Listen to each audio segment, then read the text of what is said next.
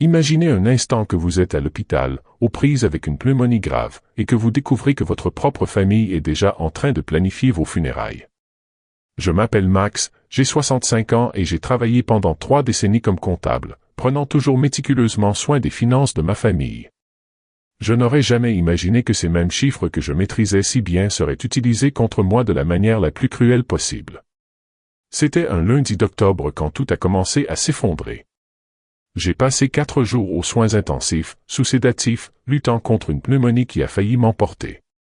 L'oxymètre sur mon doigt clignotait constamment, les appareils faisaient ce bruit gênant que seuls ceux qui ont vécu cela connaissent. Ma femme Clara et mes 2 enfants, Roberto et Sandra, semblaient dévastés à mes côtés. Des larmes coulaient sur le visage de Clara alors qu'elle me tenait la main. Roberto ne quittait jamais le couloir, il était toujours au téléphone, résolvant des problèmes de travail pour pouvoir rester plus longtemps à l'hôpital. Sandra m'apportait des fleurs fraîches tous les jours et passait des heures à me parler, même si j'étais inconscient la plupart du temps. Des prières, des promesses que tout irait bien, des vœux d'amour éternel. C'était exactement ce que tout père et mari attendaient de sa famille dans une période aussi difficile. Mais ce que je ne savais pas, c'est que pendant que je me battais pour ma vie, ils calculaient déjà ma mort. Le premier indice que quelque chose n'allait pas est apparu lorsque je me suis réveillé partiellement jeudi. Vous connaissez ce moment où vous êtes à moitié conscient, à moitié en train de rêver? C'est ainsi que j'ai entendu une conversation chuchotée entre Clara et Roberto. Les papiers sont tous prêts, dit-elle doucement, regardant autour d'elle pour s'assurer que personne d'autre n'écoutait. Le médecin a dit que cela pourrait être une question d'heure. Roberto hocha simplement la tête, mais il y avait quelque chose dans ses yeux qui n'était pas exactement de la tristesse. C'était plutôt du soulagement? Comme si c'était un fardeau qui était enfin retiré de ses épaules. Il a marmonné quelque chose à propos de résoudre enfin cette situation, mais mon esprit était trop embrumé pour traiter pleinement ce que j'entendais. À ce moment-là, encore confus à cause des médicaments et des tubes coincés dans mon corps, je pensais qu'il se préparait au pire scénario, comme le ferait toute famille responsable. Après tout, après 35 ans d'organisation des finances des gens, j'ai moi-même toujours conseillé à mes clients de garder tous les documents importants à jour et accessibles en cas d'urgence. J'ai refermé les yeux, pensant que j'étais paranoïaque. Clara a toujours été une femme pratique et Roberto, malgré ses défauts, s'est toujours préoccupé des questions bureaucratiques. Il était naturel qu'il s'organise au cas où je ne survivrais pas. Ou du moins c'est ce que je voulais croire. Mais au fond, une petite voix têtue murmurait qu'il y avait quelque chose de très grave dans cette conversation. Quelque chose dans leur ton, dans leur hâte, dans la façon dont ils parlaient de « papier fait », alors que j'étais encore en vie, que je luttais encore, que j'avais encore une chance de me rétablir complètement.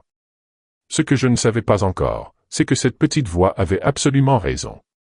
Laissez-moi vous dire qui j'étais avant que tout cela n'arrive, car cela fera toute la différence pour vous de comprendre l'ampleur de la trahison qui allait arriver. Pendant 35 ans, je me suis réveillé à 6h30, j'ai bu mon café noir sans sucre et je me suis dirigé vers le bureau où je gérais les finances de petites entreprises locales. Il était connu dans la ville sous le nom de « Max of Number », il n'a jamais fait d'erreur de calcul, n'a jamais effectué de paiement en retard, n'a jamais laissé un client dans l'embarras. Ma vie était organisée comme une feuille de calcul parfaitement structurée, travail, famille, responsabilité, chaque chose à sa place. Tu sais comment c'est, n'est-ce pas? C'est le gars que tout le monde recherche lorsqu'ils ont besoin d'aide pour leurs impôts, lorsqu'ils n'arrivent pas à joindre les deux bouts, lorsqu'ils ont besoin de conseils financiers. C'était moi. Pendant des décennies, j'étais celui qui résolvait les problèmes des autres avec le même dévouement avec lequel je prenais soin de ma propre famille. Clara et moi étions mariés depuis 40 ans. Je l'ai rencontrée lors d'une fête paroissiale en juin, quand j'avais 25 ans et elle 23. Elle a travaillé comme secrétaire à l'école municipale jusqu'à sa retraite il y a 5 ans. Une femme simple et aimante qui s'occupait toujours de la maison pendant que je m'occupais de l'argent. Ou du moins, c'est ainsi que je voyais notre mariage, un partenariat parfait où chacun faisait sa part. Roberto, notre fils aîné de 38 ans, a toujours été ce qu'on pourrait appeler en difficulté financièrement. Il changeait constamment d'emploi, avait toujours une excuse différente pour chaque licenciement et contractait toujours des prêts qu'il était rarement en mesure de rembourser. Juste cette fois, papa, c'est juste pour s'organiser, je te promets que c'est la dernière fois. Combien de fois ai-je entendu ces phrases? J'ai perdu le compte. Sandra, de 3 ans ma cadette, a toujours été ma fierté et ma joie. Infirmière dévouée, plus stable financièrement, mais la vie n'était pas facile pour elle. Elle était divorcée depuis 5 ans et élevait seule 2 jeunes enfants. Chaque fois qu'elle avait besoin de quelque chose pour les enfants, fournitures scolaires, vêtements, un médecin privé, j'étais là. Après tout, quel grand-père ne souhaite pas voir ses petits-enfants bien soignés?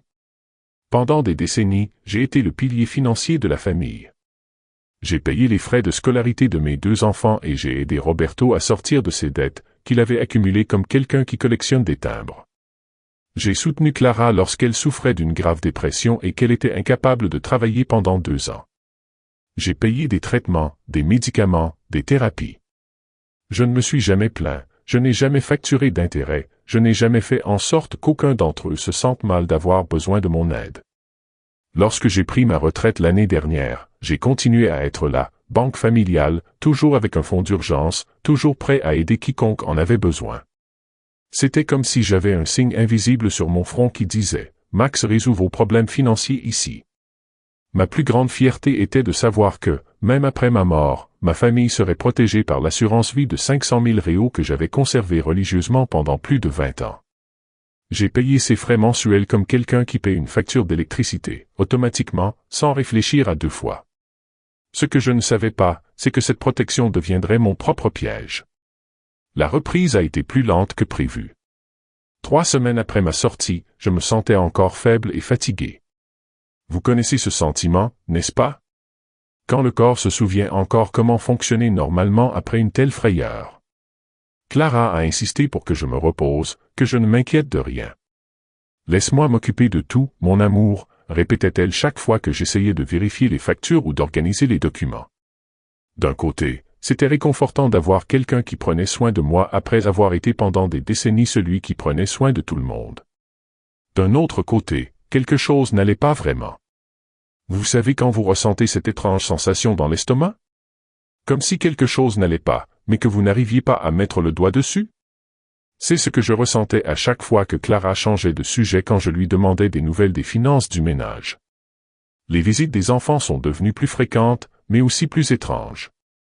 Roberto, qui auparavant pouvait à peine rester 10 minutes chez nous sans recevoir un appel urgent du travail, passait désormais des heures à parler avec Clara de papiers importants et de documents à classer. Il a même apporté un dossier rempli de formulaires qu'il ne m'a jamais montré correctement. Sandra a amené ses petits-enfants, mais elle semblait nerveuse, comme si elle jouait un rôle. Vous connaissez ce comportement forcé lorsque quelqu'un essaie de paraître trop naturel? C'était exactement ça. Elle souriait plus que d'habitude, parlait plus fort, posait plus de questions sur ce que je ressentais. Quand je demandais de quoi il parlait à voix basse dans la cuisine, j'obtenais toujours la même réponse, des trucs d'hôpital ennuyeux, papa. Ne t'inquiète pas. Mais ce qui a vraiment retenu mon attention, c'est lorsque j'ai essayé d'accéder à mon compte bancaire en ligne un mardi après-midi. J'ai tapé mon mot de passe habituel, la date de naissance de Clara suivie de l'année de notre mariage. Mot de passe incorrect. J'ai réessayé, pensant que je l'avais mal tapé. Mot de passe incorrect. À la 3e tentative, le compte a été temporairement bloqué. J'ai appelé Clara et lui ai demandé si elle savait quelque chose. Elle m'a expliqué, tout naturellement, qu'elle avait changé le mot de passe pour me protéger des arnaqueurs pendant que j'étais à l'hôpital. C'était logique, non? On entend toujours parler de ces criminels qui profitent des personnes âgées ou des personnes en situation de vulnérabilité. Mais quand je lui ai demandé de me montrer le solde du compte et de me donner le nouveau mot de passe, elle a dit que tout allait bien, mais a refusé de me donner à nouveau accès. Tu es encore en convalescence, Max, laisse-moi m'en occuper pour l'instant. Tu n'as pas à t'inquiéter de ça pour le moment. En 40 ans de mariage, je n'ai jamais remis en question les décisions de Clara. Je lui ai toujours fait entièrement confiance. Mais à ce moment-là, pour la première fois, une puce s'est logée derrière mon oreille. Et cette puce était sur le point de devenir un suspect bien plus important que je n'aurais pu l'imaginer. C'est un mercredi que tout a commencé à prendre un sens terrible. Je me reposais dans le salon, en feuilletant un vieux magazine, lorsque le téléphone a sonné. Clara répondit rapidement, avec l'empressement de quelqu'un qui ne veut pas que la personne à l'autre bout du fil renonce à appeler. Bonjour, dit-elle, puis elle courut dans la cour pour parler. À travers la fenêtre du salon, je pouvais voir qu'elle était agitée, qu'elle gesticulait beaucoup, qu'elle faisait les 100 pas d'un côté à l'autre comme elle le faisait lorsqu'elle était nerveuse. La conversation a duré près de 15 minutes. Quand il est revenu, je lui ai demandé qui il était. « Oh, c'était juste une amie d'école, dit-elle, mais elle évitait de me regarder dans les yeux. Vous savez comment sont ces femmes, toujours en train de bavarder sur la vie des autres. » Mais je l'avais clairement entendu dire, vers la fin de la conversation, « Non, il est toujours en vie. Il faudra juste attendre encore un peu. » « Es-tu toujours en vie? » Attendre encore un peu. Qu'est-ce que ça voulait dire? Cette phrase n'a cessé de tourner dans ma tête toute la journée. J'ai essayé de trouver une explication logique, peut-être parlait-elle de quelqu'un d'autre, d'une connaissance malade, d'un parent éloigné. Mais au fond, une petite voix têtue murmurait que la conversation portait sur moi. Cette nuit-là, je faisais semblant de dormir quand j'ai entendu Clara parler à quelqu'un au téléphone dans la cuisine. Elle pensait que je ne l'entendrais pas à cause de la distance et du bruit du réfrigérateur, mais après 40 ans de vie dans la même maison, je connaissais tous les sons de cet endroit. La conversation se faisait à voix basse, mais certains mots me parvenaient. Assurance, certificat, bientôt, documentation. Mon cœur s'est emballé. En tant que comptable, j'étais familier avec ce type de langage. C'était le vocabulaire de quelqu'un qui planifiait quelque chose en rapport avec les assurances et les documents officiels. Mon estomac s'est retourné lorsque j'ai relié les points.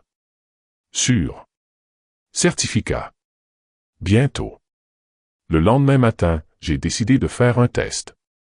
C'était jeudi et Clara préparait mon petit déjeuner comme elle le faisait toujours. Je me suis assis à la table et j'ai dit volontairement que je me sentais très mal, avec des douleurs à la poitrine et un essoufflement. « Je pense que tu devrais appeler le docteur Mendes, » dis-je en observant attentivement sa réaction. Je m'attendais à voir dans ses yeux de l'inquiétude, du désespoir, l'urgence de quelqu'un qui aime et a peur de perdre.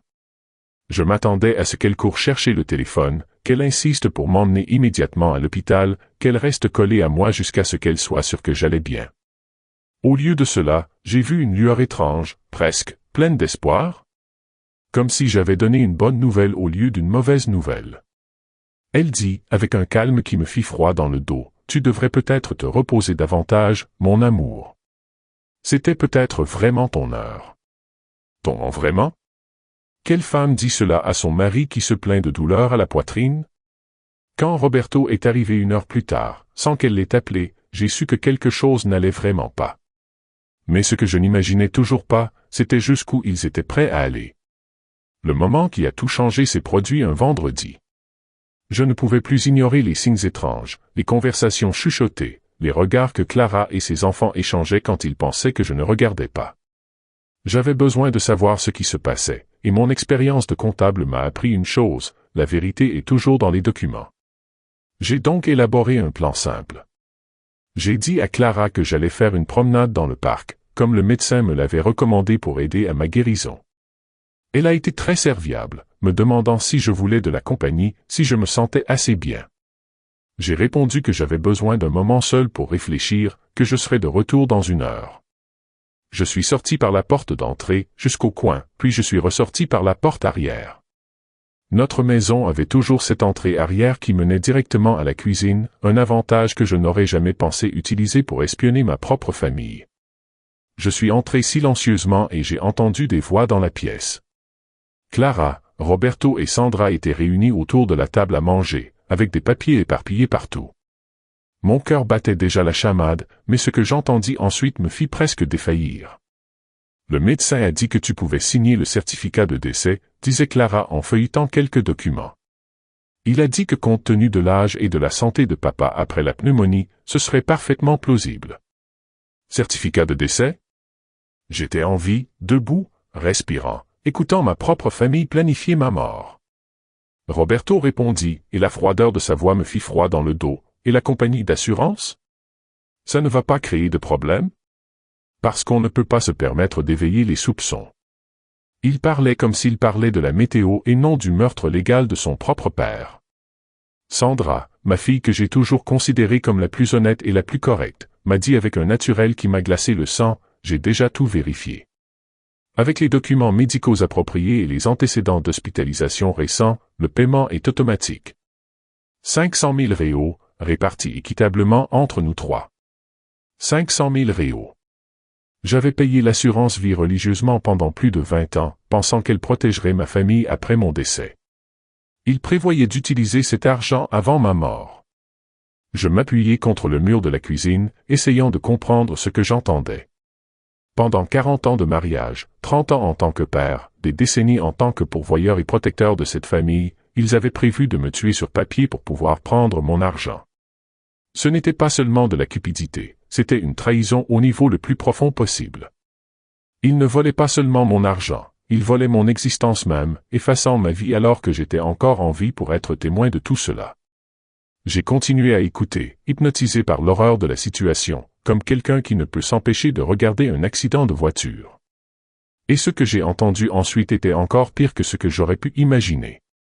J'ai continué à écouter, et les choses ont empiré. Ce que j'avais découvert jusqu'à présent n'était que la pointe de l'iceberg. Cette conspiration n'était pas quelque chose de désespéré ou d'improvisé. C'était un plan détaillé, soigneusement élaboré il y a des mois. Clara a sorti un dossier et a commencé à montrer des documents à Roberto et Sandra. Le docteur Mendes est impliqué depuis le début, a-t-elle déclaré, comme si elle parlait du temps. Il signera un certificat de décès rétroactif, datant le décès de son père de la période où il était hospitalisé en soins intensifs. Roberto prit un morceau de papier et lut, défaillance multiviscérale résultant d'une pneumonie sévère aggravée par l'âge avancé du patient. Il a ri. J'ai ri. Cela semble convaincant. Personne ne le remettra en question. Sandra a ajouté, j'ai déjà parlé à 2 collègues infirmières. Elles confirmeront que papa était très faible, que tout le monde s'attendait au pire. Ma propre fille avait recruté des témoins pour ma fausse mort. Mais ce qui m'a le plus révolté, c'est de découvrir les détails pratiques qu'ils avaient déjà prévus. Roberto avait fait des recherches pour savoir quelle maison funéraire facturerait le moins cher et accepterait un corps indisponible, en raison de problèmes médicaux. La maison funéraire São João accepte de faire la veillée funèbre uniquement avec le cercueil scellé, a-t-il expliqué. Cela coûte 3 000 réaux de moins, et personne ne pourra se demander pourquoi ils ne peuvent pas voir le corps. Clara a révélé des détails qui m'ont donné la nausée. Elle avait déjà choisi le cercueil le moins cher du catalogue, prévu une veillée funèbre rapide et discrète juste un après-midi, pas de messe et même pensé à ce qu'elle dirait dans son discours funèbre. Je vais vous dire à quel point il était un homme bon, comment il a pris soin de sa famille jusqu'à la fin, comment il était toujours trop généreux pour son propre bien, dit-elle avec une facilité effrayante. Les gens seront ravis, personne ne se doutera de rien. Sandra ajouta, en consultant un mot, et après les funérailles, on attendra environ 3 mois avant de commencer à dépenser l'argent de l'assurance. Rien de trop évident pour l'instant. Je rembourserai mes dettes de carte de crédit, Roberto remboursera le prêt Toto, et toi, maman, tu pourras enfin rénover la maison. Ils avaient même déjà partagé comment dépenser l'argent de ma mort. Mais ce qui m'a le plus blessé, c'est de découvrir que ce n'était pas une décision désespérée de dernière minute. Roberto a admis qu'il avait commencé à faire des recherches sur la fraude à l'assurance peu de temps après que j'ai eu ma première frayeur médicale l'année dernière, une crise de maladie qui m'a conduit à l'hôpital pendant quelques heures. Quand j'ai vu que papa devenait plus fragile, plus dépendant, j'ai pensé que c'était une opportunité, a-t-il dit sans aucun remords dans la voix. Il a toujours dit qu'il voulait prendre soin de nous-mêmes après sa mort. Nous prenons juste un peu de l'avance sur ses plans. Ma propre famille avait transformé ma vulnérabilité, mes moments de faiblesse, en une opportunité commerciale. À ce moment-là, appuyé contre le mur de la cuisine, j'ai su que je n'avais plus de famille. J'avais des ennemis qui partageaient mon sang. Je suis sorti de la maison en silence, le cœur brisé mais mon esprit fonctionnant comme celui d'un comptable qui vient de découvrir une fraude gigantesque. 40 années d'expérience dans le domaine des chiffres, des contrats et des aspects juridiques allaient finalement me servir à me protéger de ma propre famille. La première chose que j'ai faite a été d'aller directement à la banque. Heureusement que j'ai toujours gardé tous mes documents organisés, carte d'identité, CPF, justificatif de domicile, tout est en ordre. Étant donné que j'étais le titulaire principal du compte, j'ai pu facilement prouver mon identité et retrouver l'accès à tous mes comptes. Ce que j'ai découvert m'a rendu encore plus furieux. Clara avait déménagé près de 50 000 réaux au cours des 3 dernières semaines. 50 000. Des virements vers des comptes que je ne connaissais pas, des retraits d'argent liquide, des paiements à des personnes dont les noms ne me semblaient même pas familiers. Tout cet argent servait à préparer ma mort, payer le médecin corrompu, les pompes funèbres, les témoins, tout. J'ai immédiatement changé tous les mots de passe, annulé son accès au compte et demandé que tout mouvement non personnellement autorisé par moi soit bloqué. « Monsieur Max, dit le gérant, vous allez bien? Vous avez l'air un peu dérangé. » Si seulement elle savait. Mon deuxième arrêt était le bureau d'état civil le plus proche. En tant que comptable à la retraite, je connaissais bien les aspects juridiques. J'ai immédiatement modifié mon testament, retirant Clara, Roberto et Sandra comme bénéficiaires et dirigeant ouvert une association caritative qui s'occupait des personnes âgées abandonnées. Ironique, n'est-ce pas? J'étais sur le point de devenir l'un d'entre eux. J'ai également mis à jour mes documents d'assurance vie en même temps. S'il voulait tellement mon argent, au moins il irait à des gens qui en avaient vraiment besoin, pas à des traîtres qui feignaient l'amour tout en planifiant mon meurtre légal. Mais je n'avais pas fini. Avec le sang-froid de quelqu'un qui a passé des décennies à auditer des entreprises et à découvrir des irrégularités, j'ai commencé à constituer mon dossier de preuves. J'ai acheté un petit enregistreur discret dans un magasin d'électronique. J'ai commencé à tout documenter, les moments de conversation suspects, les noms mentionnés, les montants discutés. Le docteur Mendes serait un problème, mais je connaissais d'autres médecins en ville. J'ai pris des rendez-vous d'urgence avec 3 spécialistes différents, un cardiologue, un pneumologue et un médecin généraliste qui ont tous documenté mon parfait état de santé actuel. Analyse de sang, ECG, radiographie pulmonaire, test d'effort, tout est normal pour un homme de mon âge. Il leur serait très difficile de prouver que j'étais mort alors que j'avais une pile de tests médicaux récents confirmant que j'étais vivant et en bonne santé. J'ai également contacté discrètement un avocat spécialisé dans les crimes contre les aînés et les fraudes à l'assurance. J'ai expliqué la situation, montré les premières preuves que j'avais recueillies. Il était choqué, mais m'a assuré que nous avions un dossier solide. C'était désormais une question de temps et de stratégie. Voulait-il m'enterrer vivant? Eh bien, ils allaient découvrir que ce vieux comptable avait encore beaucoup de souffle. La partie la plus difficile de mon plan nécessitait un jeu d'acteur digne d'un Oscar. Je suis rentré chez moi en faisant comme si de rien n'était, mais maintenant c'était moi qui faisais semblant. C'était un sentiment étrange, après des décennies d'honnêteté avec ma famille, je devais maintenant mentir pour me protéger d'eux. Quand Clara m'a demandé comment s'était passée ma marche, j'ai répondu que je me sentais très faible, que je devrais peut-être retourner chez le médecin. J'ai vu l'éclat dans ses yeux, elle pensait que je facilitais leur plan, que je collaborais à ma propre mort. « Je suis contente que tu sois raisonnable, mon amour, dit-elle en me faisant un petit bisou sur le front qui me donna la nausée. J'appellerai le docteur Mendes demain pour prendre rendez-vous. » Au cours de la semaine suivante, j'ai fait semblant d'aller de plus en plus mal. Il se plaignait de douleurs thoraciques, d'une fatigue excessive et d'un manque d'appétit. Chaque matin, il incarnait un homme un peu plus fragile, un peu plus proche de la fin.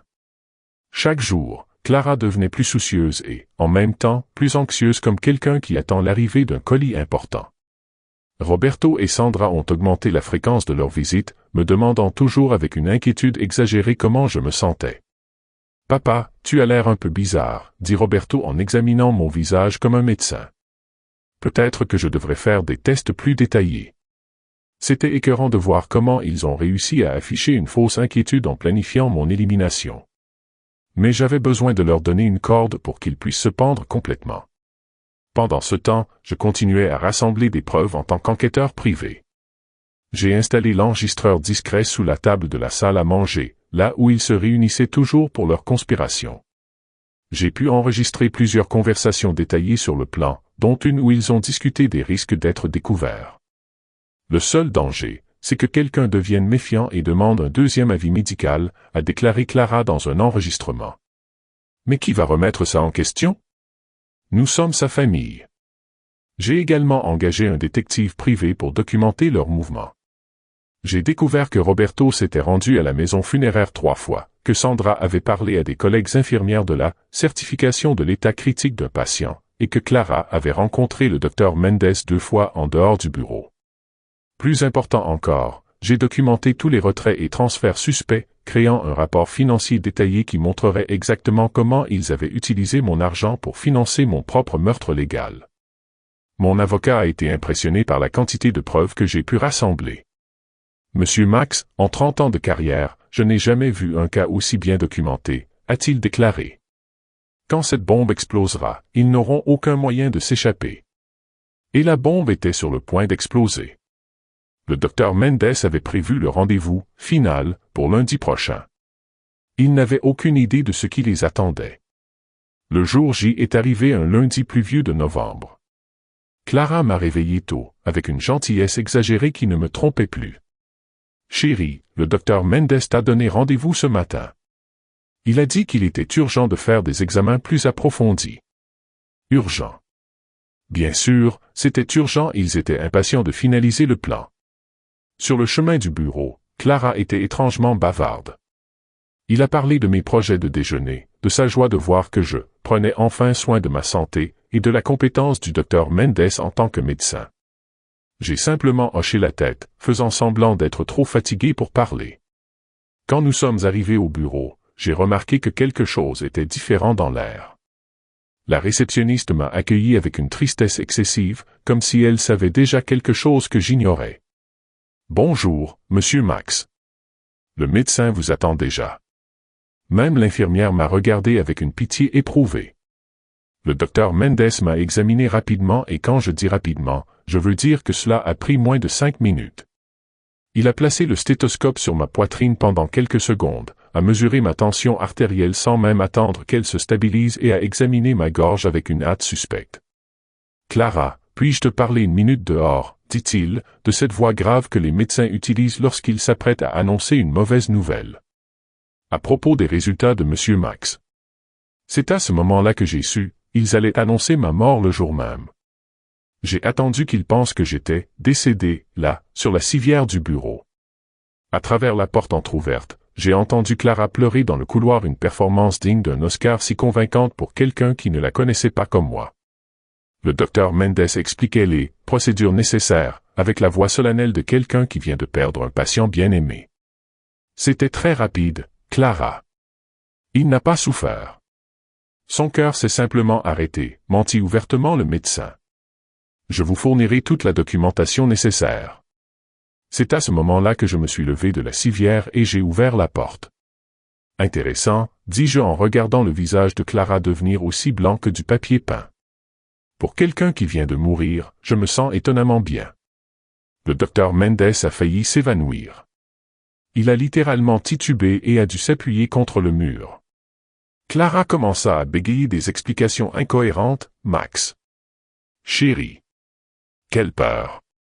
On pensait que le médecin avait dit que tu étais si silencieux. Détends-toi, Clara, dis-je avec un calme qui me surprit même. Je sais tout. Je sais pour le faux certificat de décès, pour le plan d'assurance, pour la façon dont tu étais si impatient de m'enterrer que tu n'as même pas attendu que je meure. » J'ai sorti mon téléphone et j'ai appuyé sur lecture sur un enregistrement. Leur voix résonnait dans le couloir, 500 000 réaux, divisés équitablement entre nous trois. Je suis également au courant des 50 000 réaux que vous avez transférés de mon compte, des conversations avec Roberto et Sandra, de tout ce stratagème que vous avez monté. Le docteur Mendes a essayé de partir discrètement, mais j'ai bloqué la porte. Oh, docteur, vous aussi, vous voudrez entendre ça. Surtout la partie où j'explique à la police comment un médecin respecté s'est retrouvé impliqué dans une fraude à l'assurance. 3 mois plus tard, je vis dans un petit mais confortable appartement à l'autre bout de la ville. C'est incroyable de voir comment un endroit peut devenir une maison lorsque vous avez enfin l'esprit tranquille. Ce n'est pas grand-chose, 2 chambres, un salon simple, une cuisine fonctionnelle, mais c'est à moi. Complètement à moi. Clara est accusée de fraude, de détournement de fonds et d'association de malfaiteurs. Roberto et Sandra ont découvert que conspirer contre la vie de quelqu'un, même sur papier, a des conséquences criminelles très graves. Ils risquent chacun entre 2 et 8 ans de prison. Le docteur Mendes a perdu sa licence médicale et fait également face à des accusations criminelles, une carrière de 40 ans détruite par la cupidité. L'argent de l'assurance? Il reste intact, et quand je mourrai réellement, de cause naturelle et à mon propre rythme, il aidera des dizaines de personnes âgées qui en ont vraiment besoin, dans une institution qui ne les considérera jamais comme trop vieilles pour vivre ou trop lourdes pour être soignées. Je peux honnêtement dire que je ne me suis jamais senti aussi libre. Pendant des décennies, j'ai porté le fardeau d'être le pourvoyeur, le responsable, celui qui résout toujours les problèmes des autres. Maintenant, pour la première fois depuis 40 ans, mes matins m'appartiennent vraiment. Je me réveille quand j'en ai envie, pas parce qu'un réveil m'y oblige. Je me promène dans le parc sans me précipiter pour rentrer à la maison. Je lis des livres que j'ai toujours voulu lire mais pour lesquels je n'ai jamais eu le temps. Je parle à des voisins qui me voient comme Max, pas comme un compte bancaire ambulant.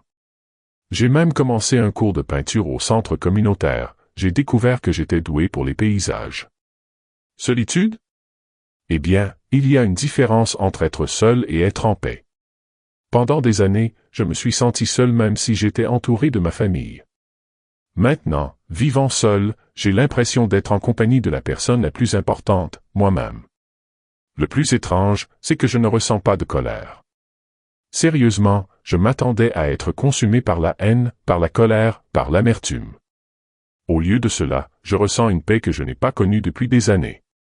Parfois, je me demande si je devrais être triste à cause de la perte de ma famille, mais ensuite je me souviens, je n'ai pas perdu de famille. Je me suis débarrassé des parasites qui se faisaient passer pour des membres de la famille. La vraie famille n'essaierait jamais de me tuer, même si ce n'était que sur le papier. Une vraie famille célèbre son existence et ne planifie pas sa mort. Aujourd'hui, à 65 ans, j'ai enfin appris la différence entre être aimé et être utilisé. J'ai appris que la générosité sans limite est une stupidité. J'ai appris que faire aveuglément confiance, même à ceux que nous aimons, peut être dangereux. Et surtout, j'ai appris qu'il n'est jamais trop tard pour recommencer. Ma nouvelle vie n'a pas le luxe de la précédente, je ne peux plus me permettre les caprices de qui que ce soit, je ne suis plus la banque familiale. Mais il y a quelque chose de bien plus précieux, il y a la dignité. Et cela, mes amis, est une leçon inestimable. Maintenant, répondez-moi, que feriez-vous si vous découvriez que votre propre famille envisageait de simuler votre mort? Est-il possible de pardonner une trahison aussi profonde, ou existe-t-il un point de non-retour dans les relations familiales? Et si vous souhaitez continuer à recevoir des histoires vraies comme celle-ci, sachez que YouTube pourrait supprimer votre abonnement sans préavis. Confirmez que vous êtes toujours abonné à la chaîne et activez la cloche.